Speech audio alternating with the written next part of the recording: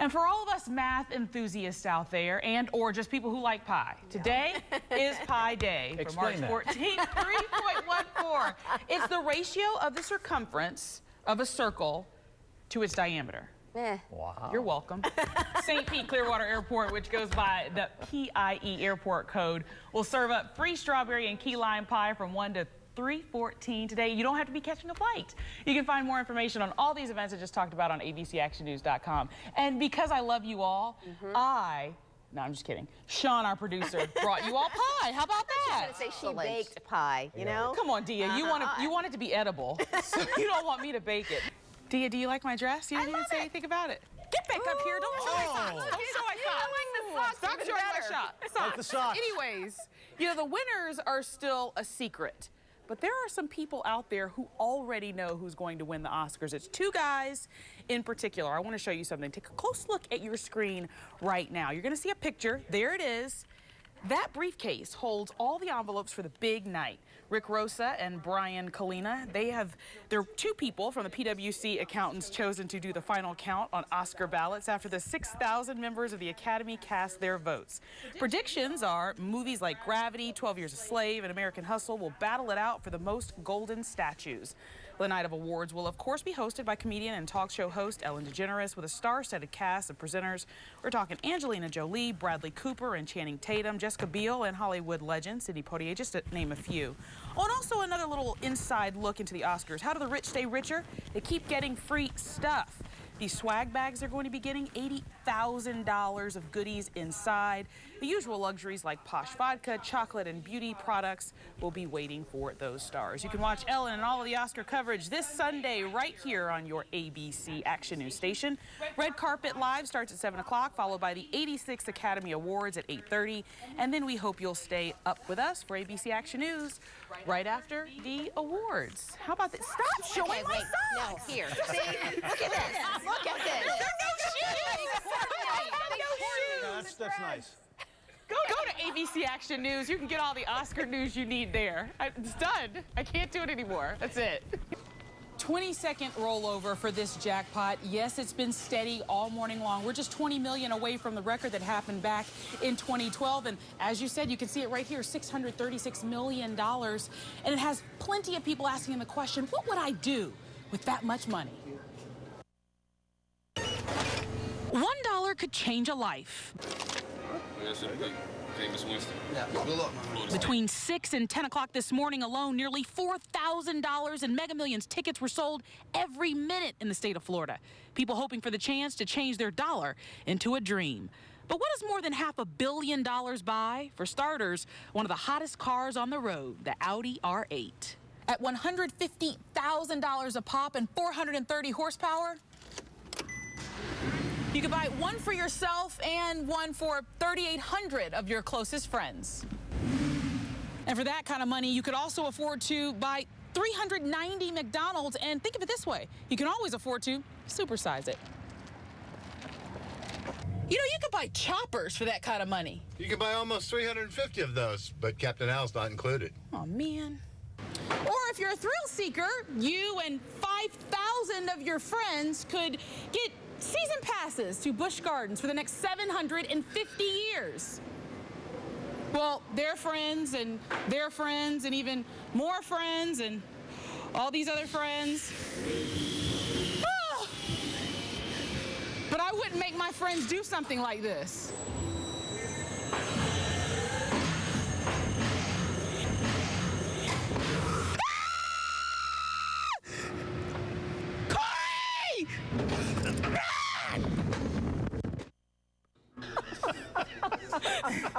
Okay, so you see it here now. That's what I look like on Shikra by myself, front row center.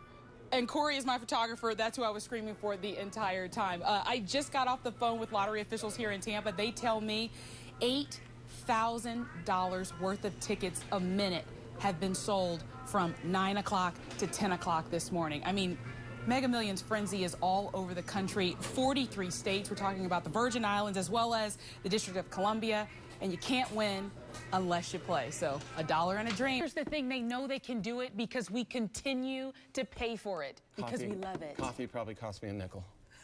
It's not as good, though. I promise you can't make it wonderful. No, it is. It's wonderful.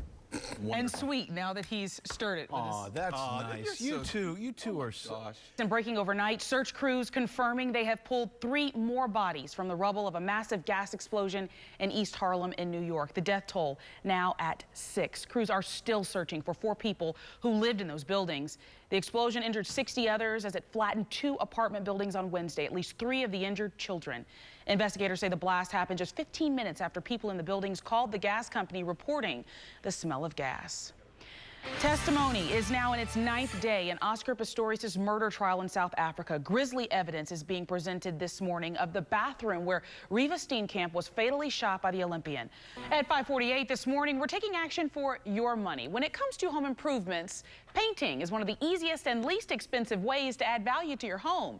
But there are some important tips you need to know before you do that job for yourself. Dan Schaefer has more in today's Angie's List report. At 5:02 now, new into the newsroom this morning as the investigation continues into missing Flight 370. Australia now taking the lead in a new branch of that search.